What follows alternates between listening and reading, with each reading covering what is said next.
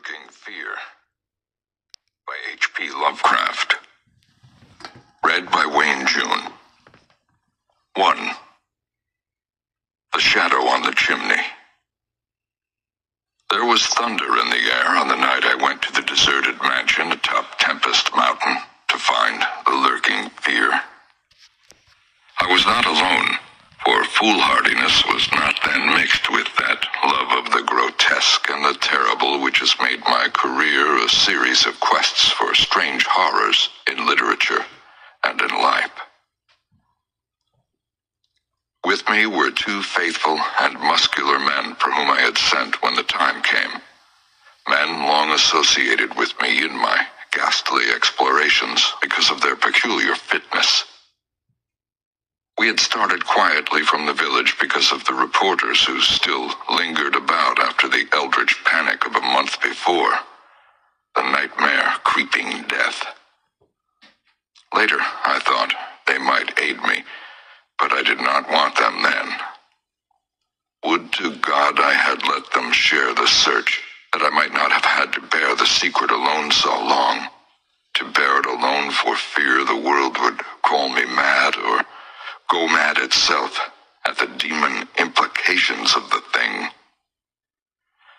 Now that I am telling it anyway, lest the brooding make me a maniac, I wish I had never concealed it, for I, and I only, know what manner of fear lurked on that spectral and desolate mountain. In a small motor car, we covered the miles of primeval forest and hill until the wooded ascent checked it. The country bore an aspect more than usually sinister as we viewed it by night and without the accustomed crowds of investigators, so that we were often tempted to use the acetylene headlight despite the attention it might attract.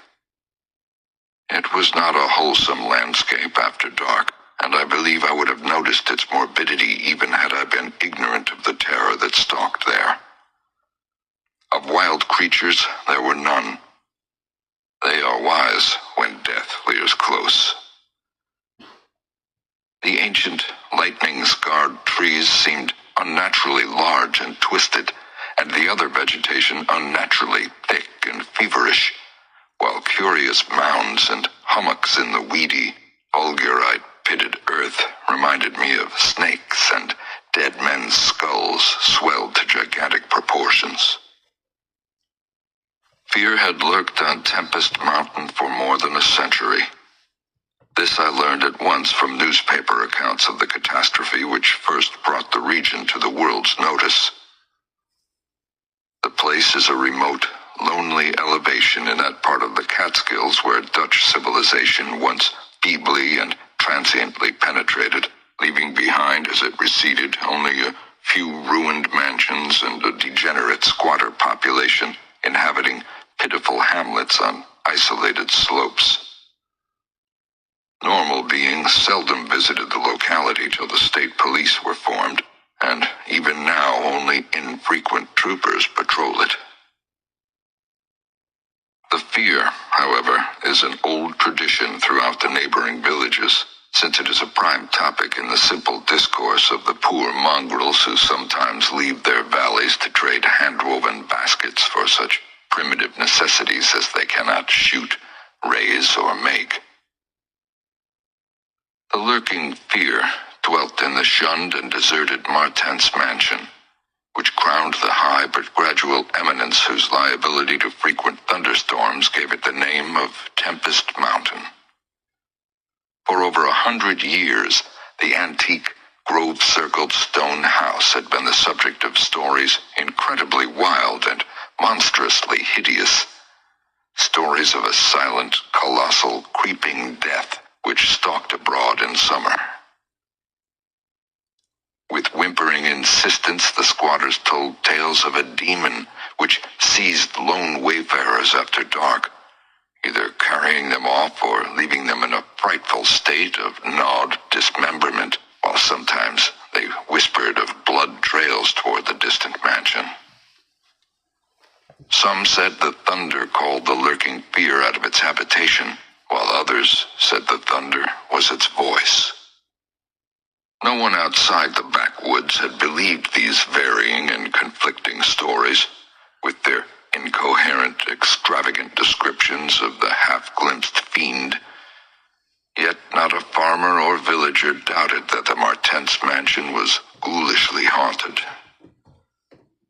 Local history forbade such a doubt, although no ghostly evidence was ever found by such investigators as had visited the building after some especially vivid tale of the squatters. Grandmothers told strange myths of the Martens specter, myths concerning the Martens family itself, its queer hereditary dissimilarity of eyes, its long, unnatural annals, and the murder which had cursed it. The terror which had brought me to the scene was a sudden and portentous confirmation of the mountaineers' wildest legends. One summer night, after a thunderstorm of unprecedented violence, the countryside was aroused by a squatter stampede which no mere delusion could create. The pitiful throngs of natives shrieked and whined of the unnameable horror which had descended upon them, and they were not doubted. They had not seen it, but had heard such cries from one of their hamlets that they knew a creeping death had come. In the morning, citizens and state troopers followed the shuddering mountaineers to the place where they said the death had come. Death was indeed there. The ground under one of the squatters' villages had caved in after a lightning stroke, destroying several of the malodorous shanties, but upon this property damage was superimposed an organic devastation which paled it to insignificance. Of a possible 75 natives who had inhabited this spot, not one living specimen was visible. The disordered earth was covered with blood and human debris, bespeaking too vividly the ravages of demon teeth and talons. Yet no visible trail led away from the carnage. That some hideous animal must be the cause, everyone quickly agreed. Nor did any tongue now revive the charge that such cryptic deaths formed merely the sordid murders common in decadent communities. That charge was revived only when about 25 of the estimated population were found missing from the dead, and even then it was hard to explain the murder of 50 by half that number. But the fact remained that on a summer night, a bolt had come out of the heavens and left a dead village whose corpses were horribly mangled, chewed, and clawed. The excited countryside immediately connected the horror with the haunted Martens mansion, though the localities were over 3 miles apart. The troopers were more skeptical, including the mansion only casually in their investigations, and dropping it altogether when they found it thoroughly deserted. Country and village people, however, canvassed the place with infinite care, overturning everything in the house, sounding ponds and brooks, beating down bushes, and ransacking the nearby forests. All was in vain. The death that had come had left no trace, save destruction itself. By the second day of the search, the affair was fully treated by the newspapers, whose reporters overran Tempest Mountain. They described it in much detail, and with many interviews to elucidate the horror's history as told by local granddames. I followed the accounts languidly at first, for I am a connoisseur in horrors, but after a week I detected an atmosphere which stirred me oddly, so that on August 5th, 1921, I registered among the reporters who crowded the hotel at Leopard's Corners, nearest village to Tempest Mountain, and acknowledged headquarters of the searchers. 3 weeks more, and the dispersal of the reporters left me free to begin a terrible exploration based on the minute inquiries and surveying with which I had meanwhile busied myself.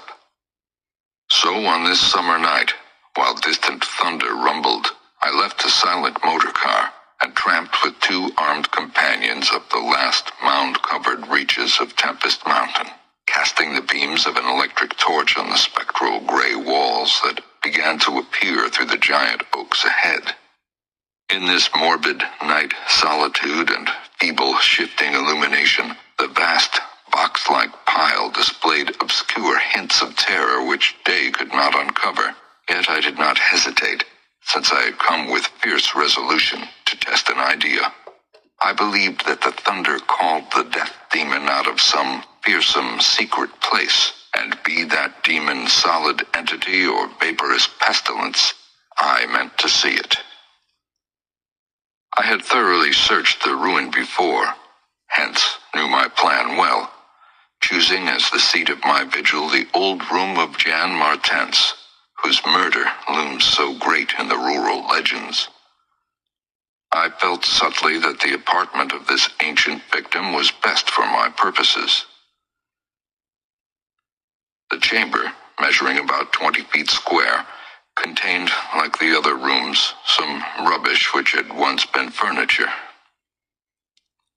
It lay on the second story, on the southeast corner of the house, and had an immense east window and narrow south window, both devoid of panes or shutters. Opposite the large window was an enormous Dutch fireplace, with scriptural tiles representing the prodigal son, and opposite the narrow window was a spacious bed built into the wall. As the tree-muffled thunder grew louder, I arranged my plan's details. First, I fastened side by side to the ledge of the large window 3 rope ladders which I had brought with me. I knew they reached a suitable spot on the grass outside, for I had tested them. Then the 3 of us dragged from another room a wide 4-poster bedstead, crowding it laterally against the window. Having strewn it with fir boughs, all now rested on it with drawn automatics, 2 relaxing while the 3rd watched.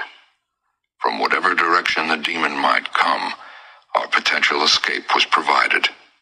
If it came from within the house, we had the window ladders. If from outside, the door and the stairs. We did not think, judging from precedent, that it would pursue us far, even at worst. I watched from midnight to 1 o'clock, when, in spite of the sinister house, the unprotected window, and the approaching thunder and lightning, I felt singularly drowsy. I was between my 2 companions, George Bennett being toward the window, and William Tobey toward the fireplace. Bennett was asleep, having apparently felt the same anomalous drowsiness which affected me, so I designated Tobey for the next watch, although even he was nodding. It is curious how intently I had been watching the fireplace.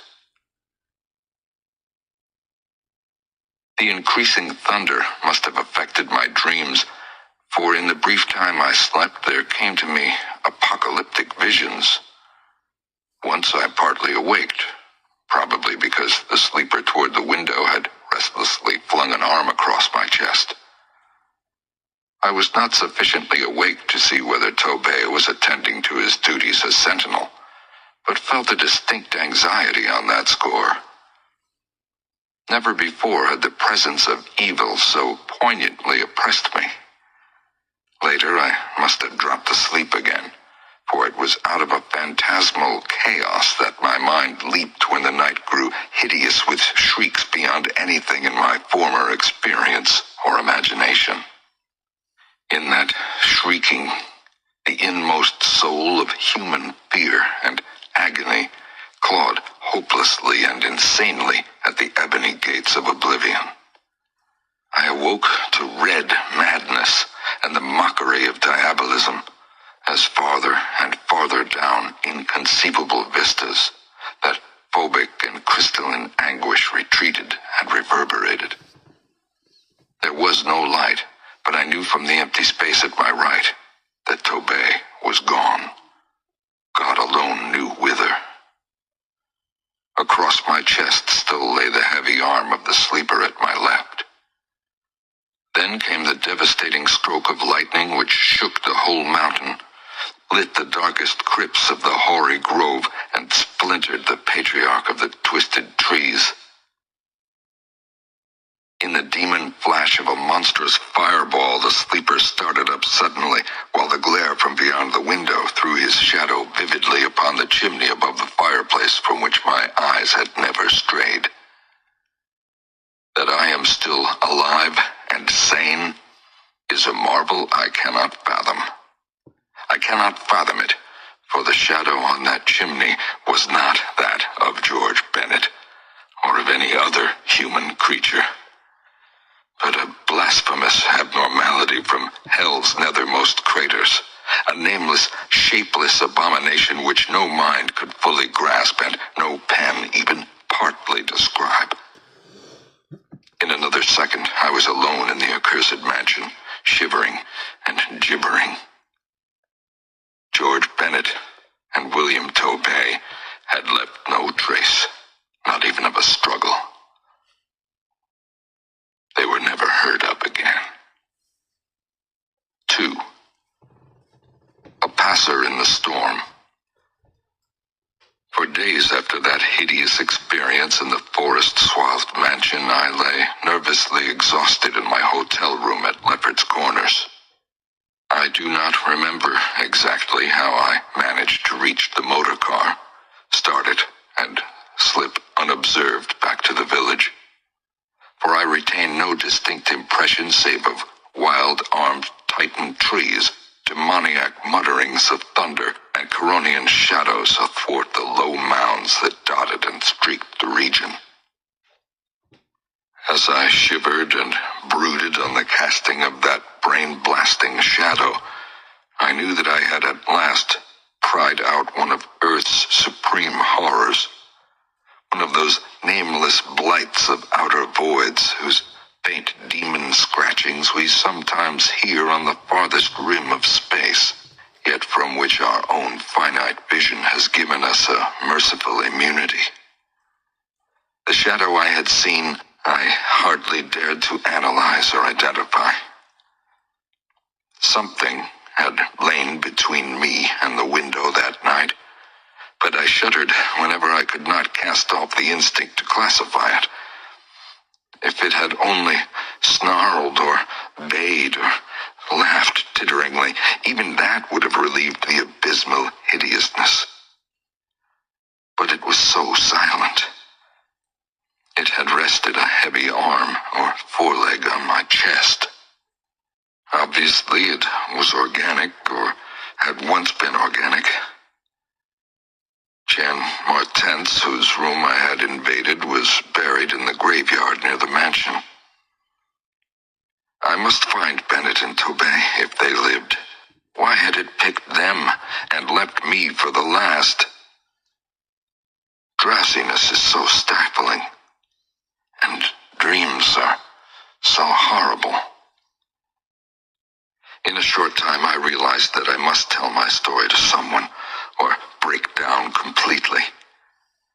I had already decided not to abandon the quest for the lurking fear, for in my rash ignorance it seemed to me that uncertainty was worse than enlightenment, however terrible the latter might prove to be.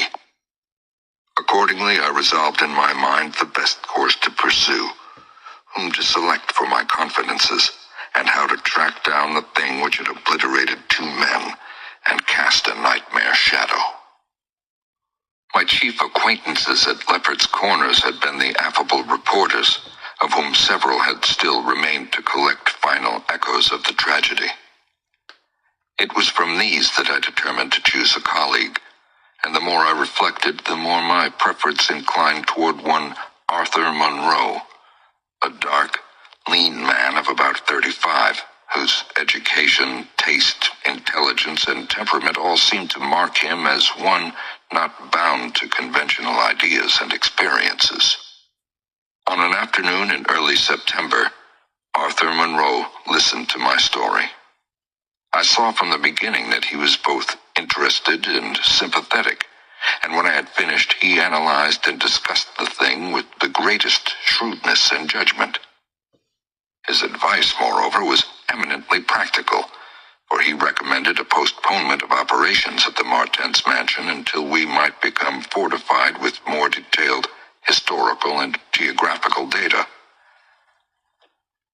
On his initiative, we combed the countryside for information regarding the terrible Martens family, and discovered a man who possessed a marvelously illuminating ancestral diary.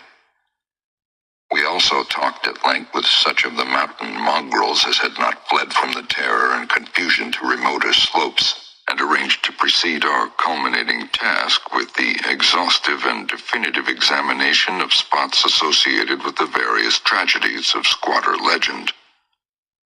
The results of this examination were not at first very enlightening, though our tabulation of them seemed to reveal a fairly significant trend, namely, that the number of reported horrors was by far the greatest in areas either comparatively near the avoided house or connected with it by stretches of the morbidly overnourished forest. There were, it is true, exceptions. Indeed, the horror which had caught the world's ear had happened in a treeless space remote alike from the mansion and from any connecting woods. As to the nature and appearance of the lurking fear, nothing could be gained from the scared and witless shanty dwellers. In the same breath, they called it a snake and a giant, a thunder devil and a bat, a vulture and a walking tree. We did, however, deem ourselves justified in assuming that it was a living organism highly susceptible to electrical storms, and although certain of the stories suggested wings, we believed that its aversion for open spaces made land locomotion a more probable theory. The only thing really incompatible with the latter view was the rapidity with which the creature must have traveled in order to perform all the deeds attributed to it. When we came to know the squatters better, we found them curiously likable in many ways. Simple animals they were, gently descending the evolutionary scale because of their unfortunate ancestry and stultifying isolation. They feared outsiders, but slowly grew accustomed to us, finally helping vastly when we beat down all the thickets and tore out the partitions of the mansion in our search for the lurking fear. When we asked them to help us find Bennett and Tobey, they were truly distressed, for they wanted to help us, yet knew that these victims had gone as wholly out of the world as their own missing people. That great numbers of them had actually been killed and removed, just as the wild animals had long been exterminated, we were, of course, thoroughly convinced, and we waited apprehensively for further tragedies to occur. By the middle of October, we were puzzled by our lack of progress. Owing to the clear nights, no demoniac aggressions had taken place, and the completeness of our vain searches of house and country almost drove us to regard the lurking fear as a non-material agency. We feared that the cold weather would come on and halt our explorations, for all agreed that the demon was generally quiet in winter. Thus there was a kind of haste and desperation in our last daylight canvass of the horror-visited hamlet, a hamlet now deserted because of the squatters' fears. The ill-fated squatter hamlet had borne no name, but had long stood in a sheltered, though treeless cleft between two elevations called respectively Cone Mountain and Maple Hill. It was closer to Maple Hill than to Cone Mountain, some of the crude abodes indeed being dugouts on the side of the former eminence. Geographically, it lay about 2 miles northwest of the base of Tempest Mountain and 3 miles from the oak-girt mansion.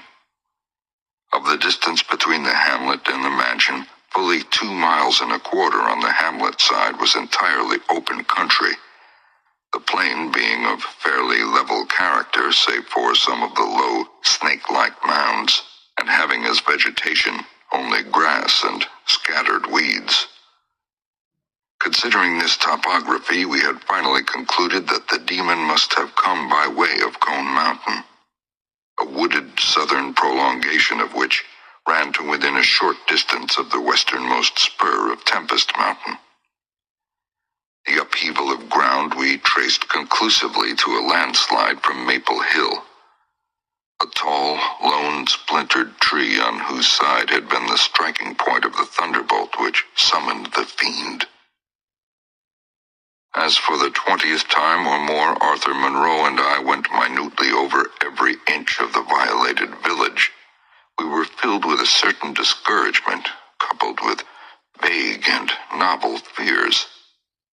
It was acutely uncanny, even when frightful and uncanny things were common, to encounter so blankly clueless a scene after such overwhelming occurrences.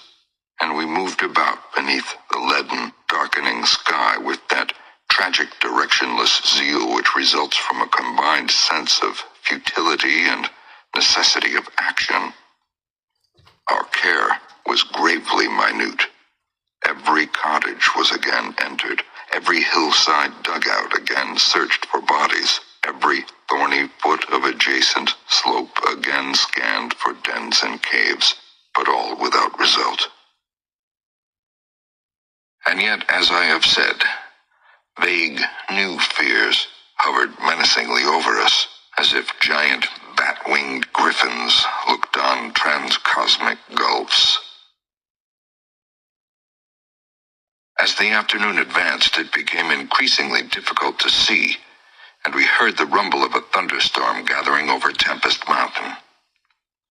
This sound in such a locality naturally stirred us, though less than it would have done at night. As it was, we hoped desperately that the storm would last until well after dark, and with that hope turned from our aimless hillside searching toward the nearest inhabited hamlet to gather a body of squatters as helpers in the investigation. Timid as they were, a few of the younger men were sufficiently inspired by our protective leadership to promise such help.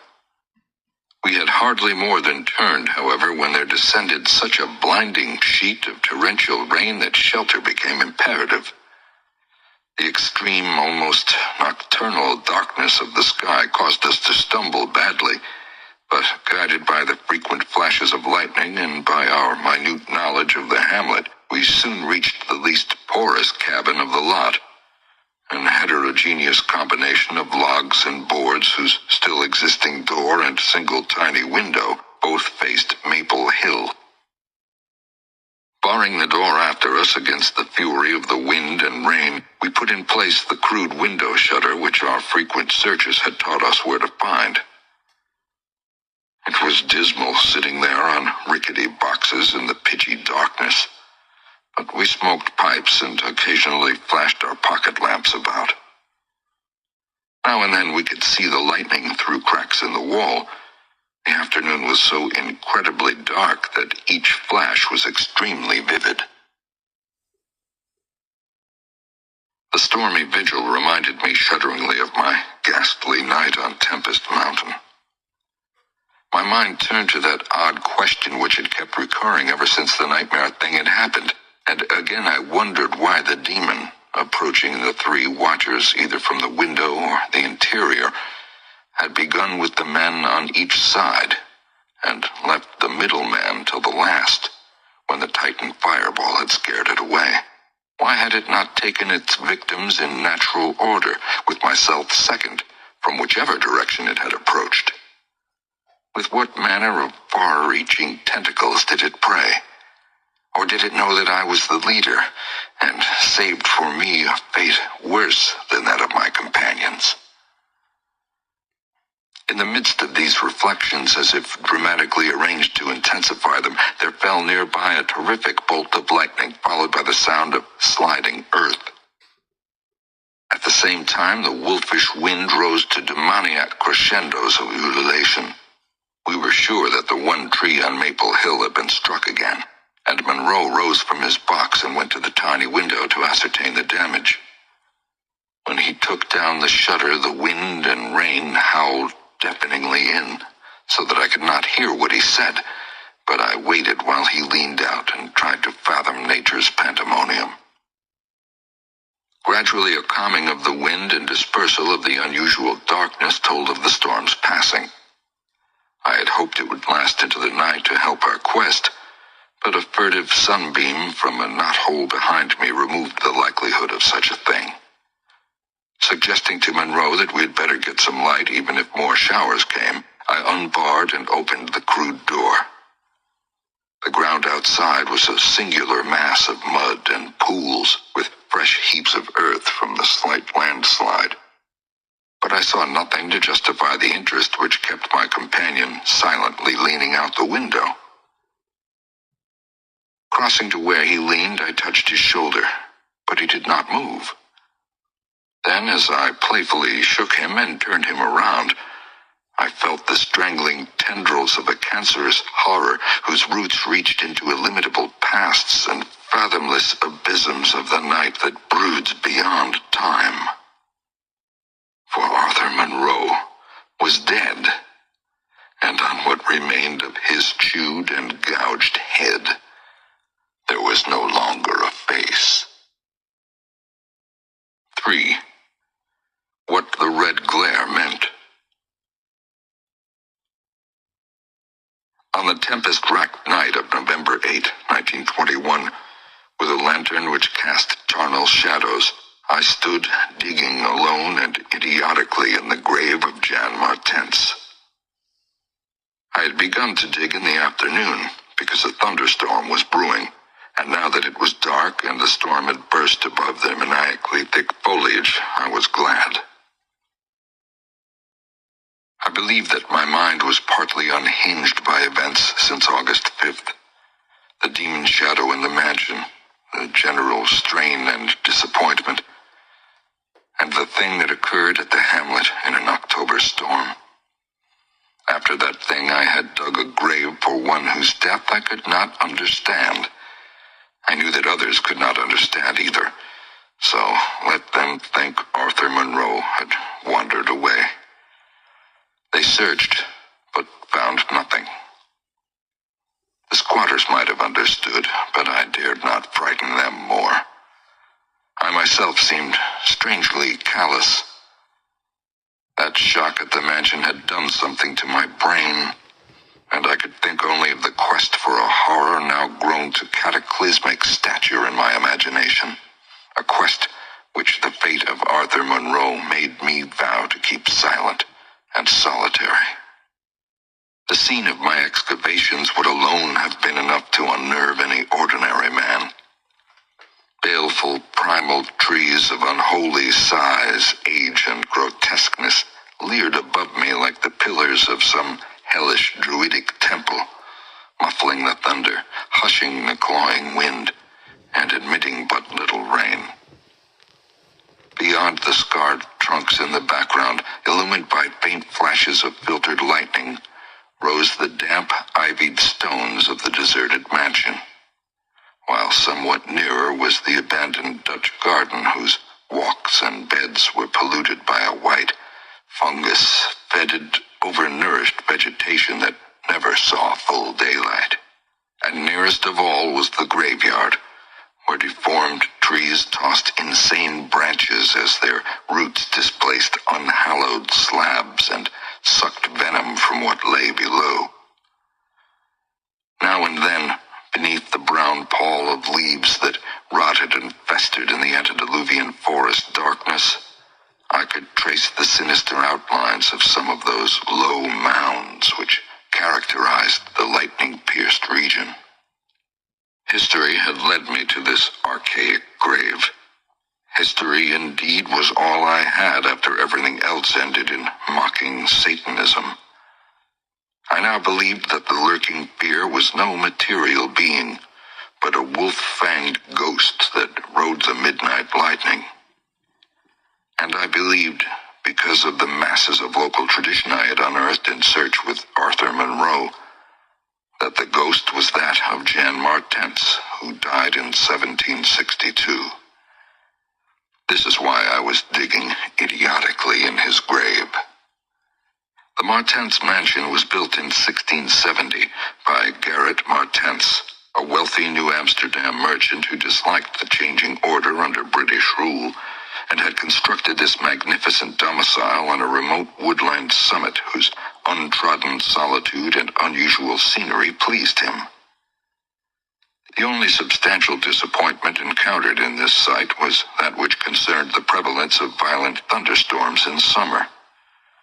When selecting the hill and building his mansion, Mynheer Martens had laid these frequent natural outbursts to some peculiarity of the year, but in time he perceived that the locality was especially liable to such phenomena. At length, having found these storms injurious to his head, he fitted up a cellar into which he could retreat from their wildest pandemonium. Of Garrett Martens's descendants, less is known than of himself, since they were all reared in hatred of the English civilization and trained to shun such of the colonists as accepted it. Their life was exceedingly secluded, and people declared that their isolation had made them heavy of speech and comprehension. In all appearance, they were marked by a peculiar inherited dissimilarity of eyes, one generally being blue and the other brown. Their social contacts grew fewer and fewer, till at last they took to intermarrying with the numerous menial class about the estate. Many of the crowded family degenerated, moved across the valley, and merged with the mongrel population which was later to produce the pitiful squatters. The rest had stuck sullenly to their ancestral mansion, becoming more and more clannish and taciturn, yet developing a nervous responsiveness to the frequent thunderstorms. Most of this information reached the outside world through young Jan Martens, who from some kind of restlessness joined the colonial army when news of the Albany Convention reached Tempest Mountain. He was the first of Garrett's descendants to see much of the world, and when he returned in 1760 after 6 years of campaigning, he was hated as an outsider by his father, uncles, and brothers, in spite of his dissimilar Martens eyes. No longer could he share the peculiarities and prejudices of the Martenses, while the very mountain thunderstorms failed to intoxicate him as they had before. Instead, his surroundings depressed him, and he frequently wrote to a friend in Albany of his plans to leave the paternal roof. In the spring of 1763, Jonathan Gifford, the Albany friend of Jan Martens, became worried by his correspondent's silence, especially in view of the conditions and quarrels at the Martens mansion. Determined to visit Jan in person, he went into the mountains on horseback.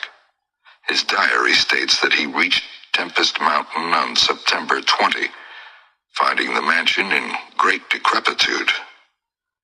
The sullen, odd-eyed Martenses, whose unclean animal aspect shocked him, told him in broken gutturals that Jan was dead.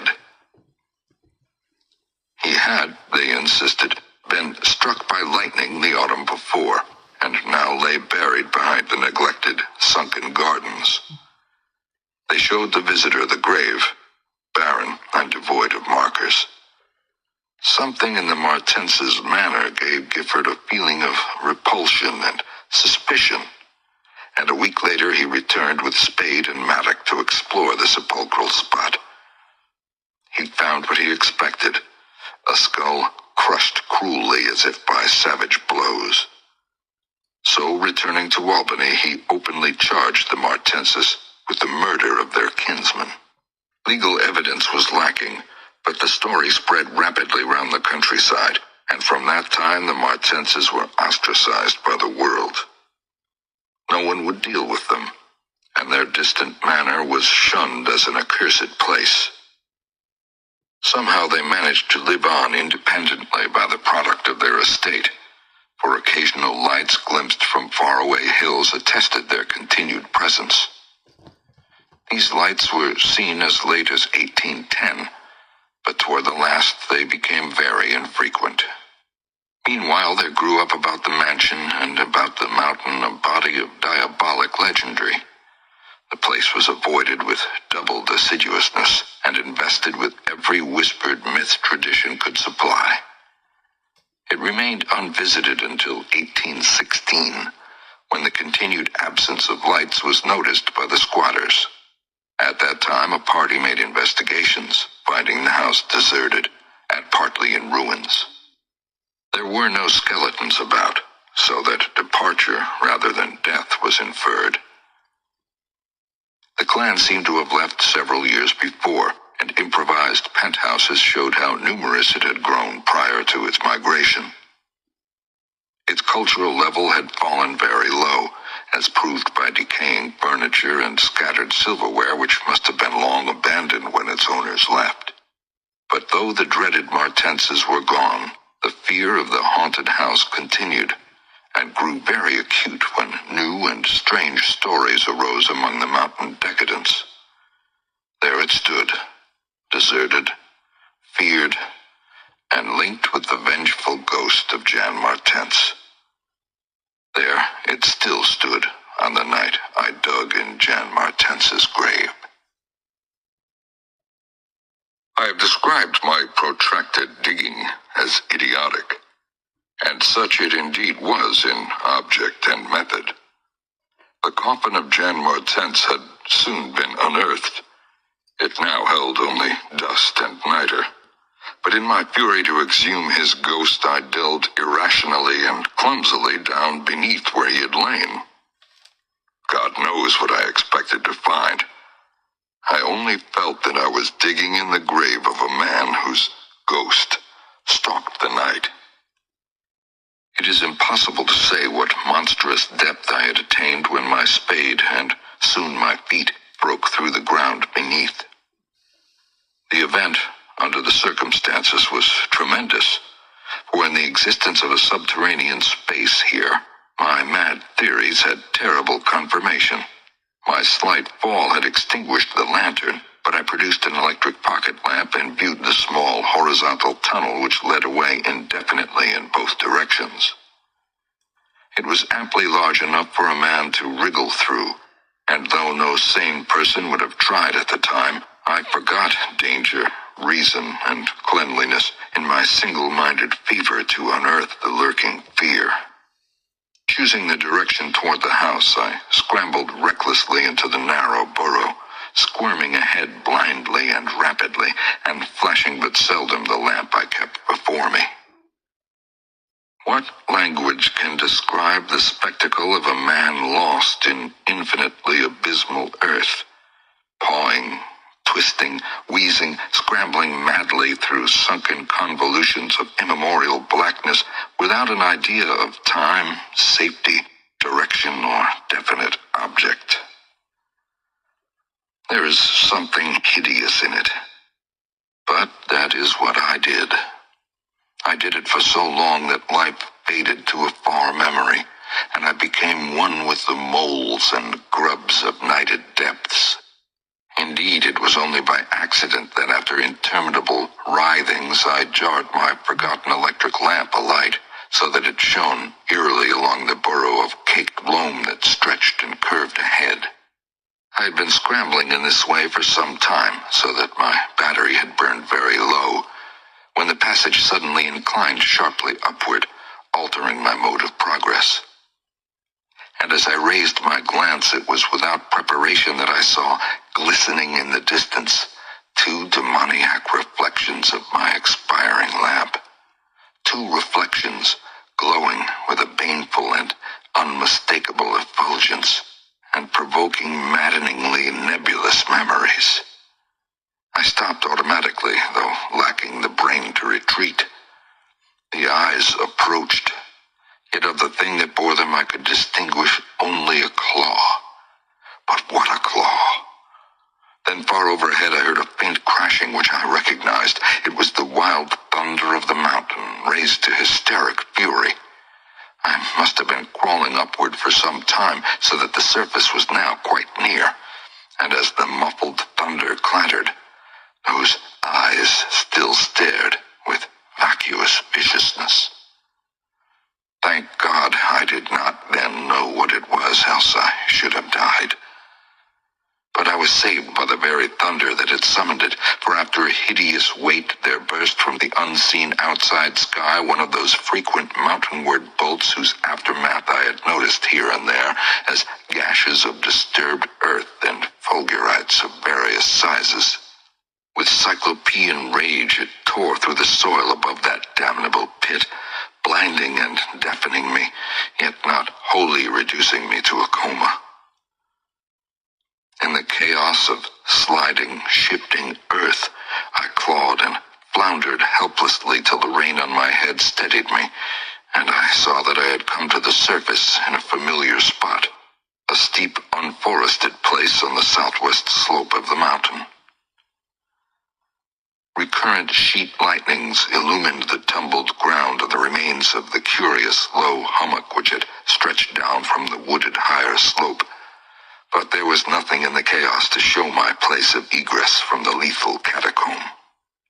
My brain was as great a chaos as the earth, and as a distant red glare burst on the landscape from the south, I hardly realized the horror I had been through.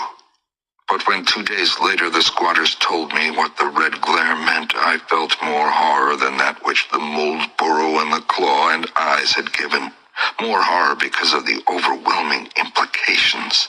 In a hamlet 20 miles away, an orgy of fear had followed the boat which brought me above ground, and a nameless thing had dropped from an overhanging tree onto a weak-roofed cabin.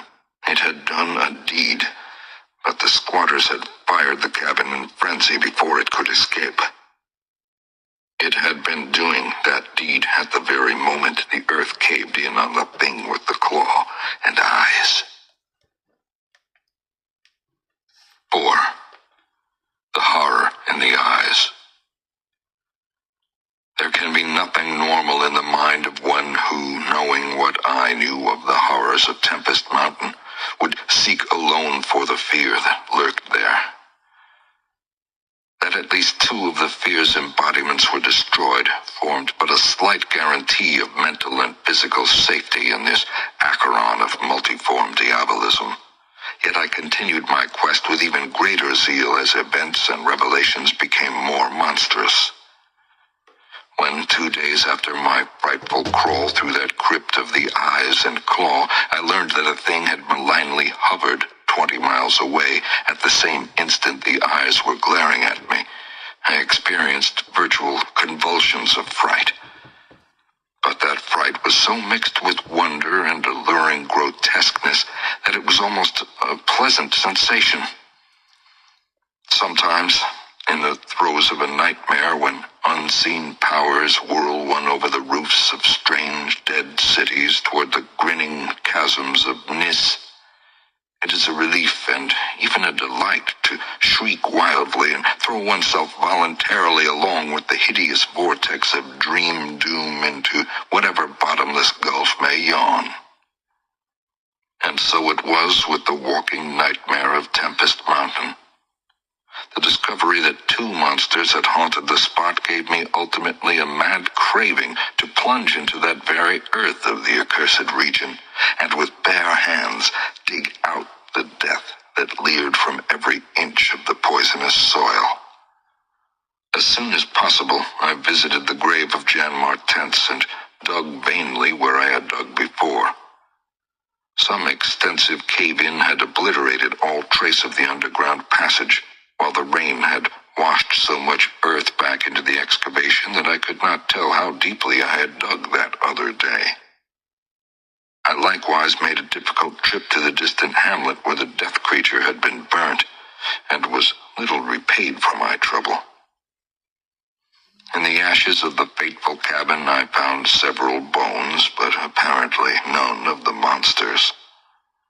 The squatters said the thing had had only 1 victim, but in this I judged them inaccurate, since besides the complete skull of a human being, there was another bony fragment which seemed certainly to have belonged to a human skull at some time. Though the rapid drop of the monster had been seen, no one could say just what the creature was like. Those who had glimpsed it called it simply a devil.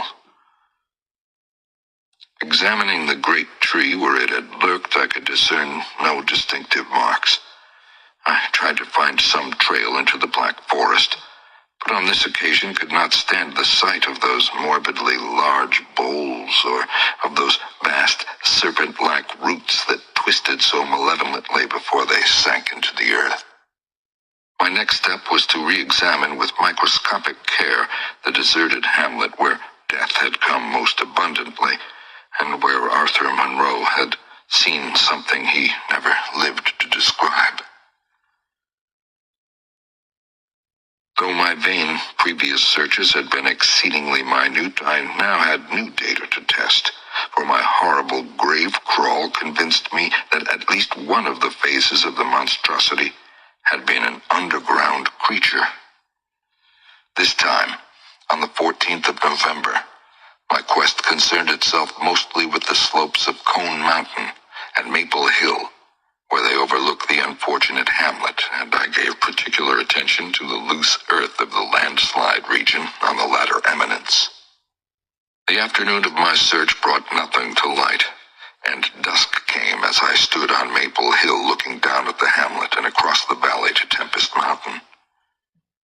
There had been a gorgeous sunset, and now the moon came up, nearly full, and shedding a silver flood over the plain, the desert mountainside, and the curious low mounds that rose here and there.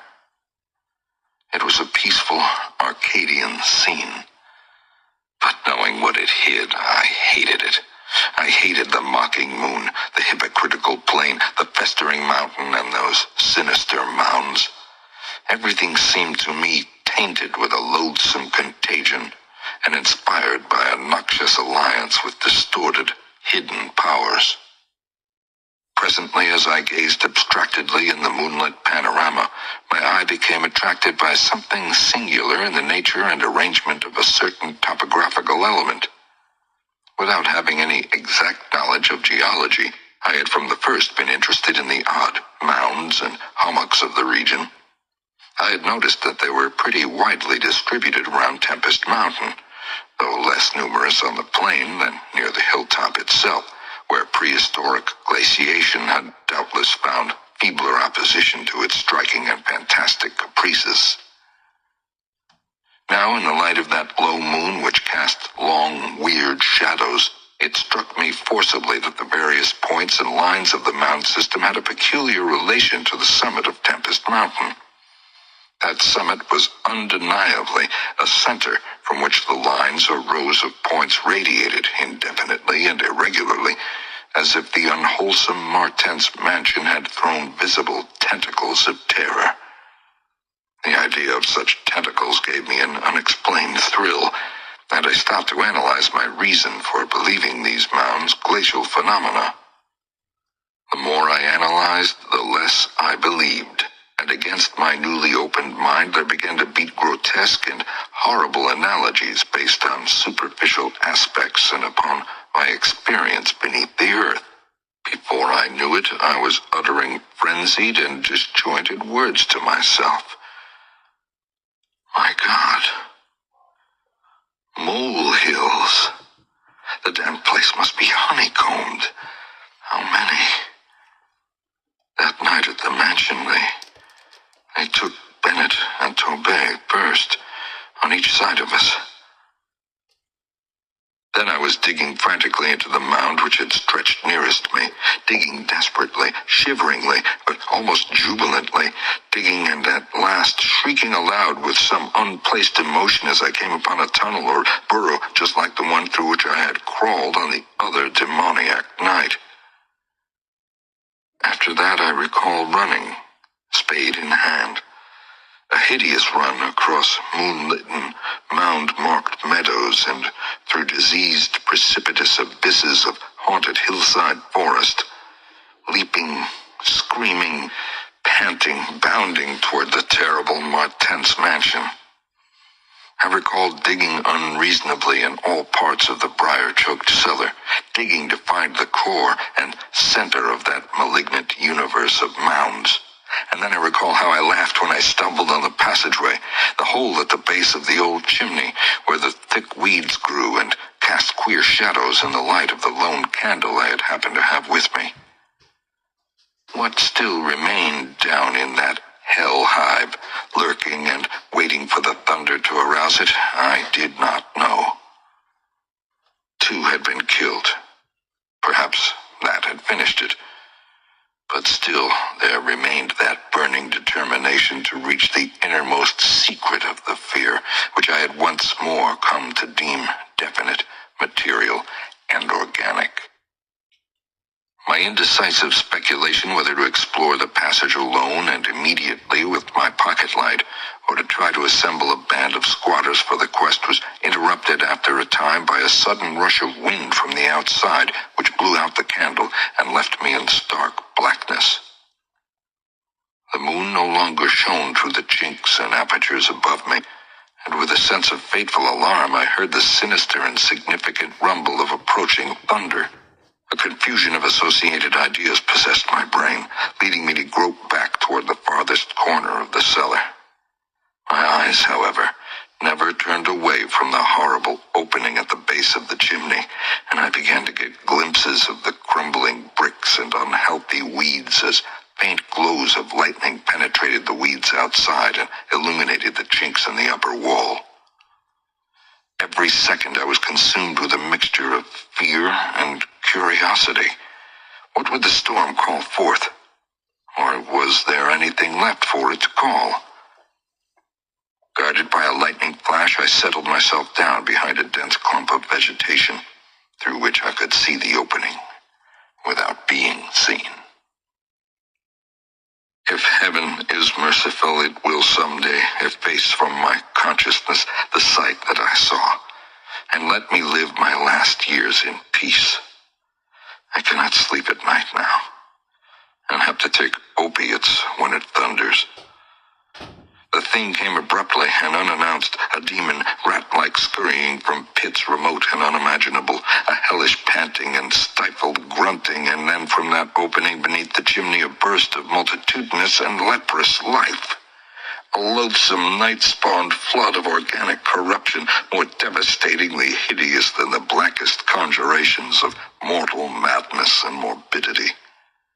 Seething, stewing, surging, bubbling like serpent slime, it rolled up and out of that yawning hole, spreading like a septic contagion, and streaming from the cellar at every point of egress, streaming out to scatter through the accursed midnight forests and strew fear, madness, and death.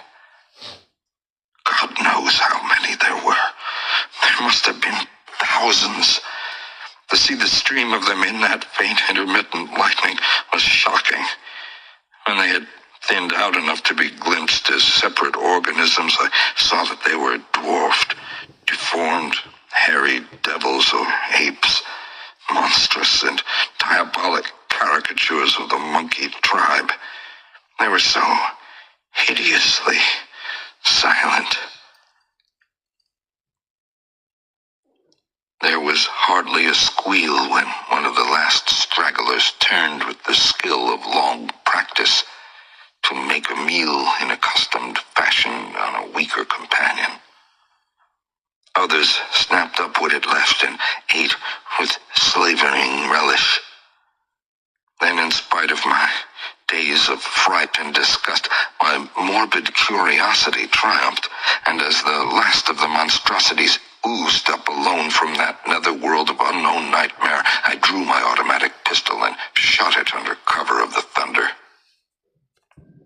Shrieking, slithering, torrential shadows of red, viscous madness, chasing one another through endless and sanguine condors of purple, fulgur sky. Formless phantasms and kaleidoscopic mutations of a ghoulish, remembered scene. Forests of monstrous, overnourished oaks with serpent roots twisting and sucking unnameable juices from an earth verminous with millions of cannibal devils, mound-like tentacles groping from underground nuclei of polypus perversion. Insane lightning over malignant, ivied walls and demon arcades choked with fungus vegetation. Heaven be thanked for the instinct which led me unconscious to places where men dwell, to the peaceful village that slept under the calm stars of clearing skies. I had recovered enough in a week to send to Albany for a gang of men to blow up the Martens mansion and the entire top of Tempest Mountain with dynamite, stop up all the discoverable mound burrows, and destroy certain overnourished trees whose very existence seem an insult to sanity. I could sleep a little after they had done this, but true rest will never come as long as I remember that nameless secret of the lurking fear. The thing will haunt me, for who can say that the extermination is complete, and that analogous phenomena do not exist all over the world? Who can, with my knowledge, think of the Earth's unknown caverns without a nightmare dread of future possibilities? I cannot see a well or a subway entrance without shuddering. Why cannot the doctors give me something to make me sleep, or truly calm my brain when it thunders?